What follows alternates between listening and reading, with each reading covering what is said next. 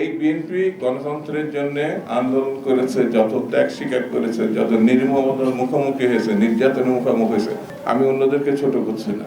মানুষ বিএনপিকে পছন্দ করে, মানুষ বেগম জিয়াকে পছন্দ করে, মানুষ তারেক সাহেবকে পছন্দ করে।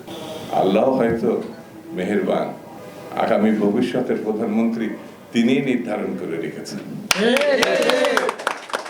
সেটা বিএনপির মধ্যে থেকেই আসবে। এটা আমার কাছে এতদিনের রাজনীতি, 50 বছরের রাজনীতিক জীবনে এটা আমার বিশ্বাস। বিএনপি ধৈর্যের সঙ্গে অপেক্ষা করছে। আমরা আবার রাস্তায় যেতে চাই না।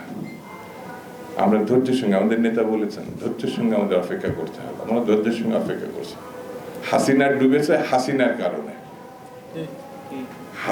আমরা তো বারবার বলেছি, যেটা সালাম ভাই এখানে বক্তৃতায় উল্লেখ করেছে অনেকবার, আমরা ভদ্রচিত ভাবে তাকে আমাদের নেত্রী, দেশ নেত্রী বেগম খালেদা জিয়া এবং তারেক রহমান বলেছেন, আর তিনি উপহাস করেছেন বিএনপির কোন নেতা আছে, নেত্রী আছে, এখন তো যিনি ছিলেন কোথায় যে গেছে আমরা খুঁজেও পাচ্ছি না। সেই জন্য এই সরকারকে বলবো, সামগ্রিক ইতিহাস বিশ্লেষণ করে আপনি যত তাড়াতাড়ি নির্বাচন দিবেন, সরকারেরও মান সম্মান থাকবে, দেশেরও মান সম্মান থাকবে, দেশের বিশৃঙ্খলা হাত থেকে বাংলাদেশের রক্ষা পাবে।